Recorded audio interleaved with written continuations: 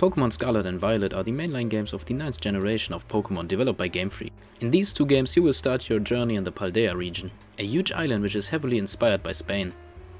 If you have ever played a Pokemon game before, you will know how the story starts. Like in every other game before, you will get to choose your starter Pokemon, then you will be introduced to the Academy instead of the usual professor and your rival, and right after that you will begin your journey to collect 8 badges and becoming the new champ. But this is pretty much where the similarities end. Because first of all, in Scarlet and Violet you will have 2 additional ways of earning badges.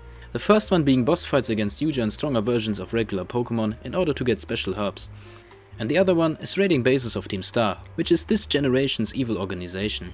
The gameplay itself mainly consists of basic turn-based battles with the addition of the Terror Orb, an item that will make one Pokemon stronger and allow it to change its type.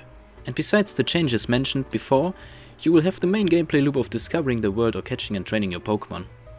And for the training part, Scarlet and Violet has another new mechanic where you can send out the first Pokemon in your party to fight Pokemon in the area around you. This method is much faster than fighting one Pokemon at a time, but will reward you with less XP as well. When you look at the visual aspect of the game, Game Freak did a bad job.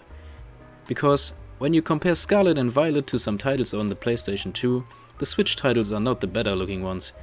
And this is quite sad, considering the impressive open worlds of the Zelda titles, or how much better the last generation of Pokemon looks in comparison. And in addition to that, the games had major technical difficulties and bugs when they first came out. But to be fair, most of them have been patched by now. All in all, I think the newest generation of Pokemon is quite unimpressive compared to the older games in the series. Even though the story is quite interesting, but only in the final hours after becoming the champ, so if you haven't played Sword and Shield or Legends Arceus, I would recommend doing that first. But if you have, with a fine rating of 69, Scarlet and Violet will still keep you entertained for around 40 hours.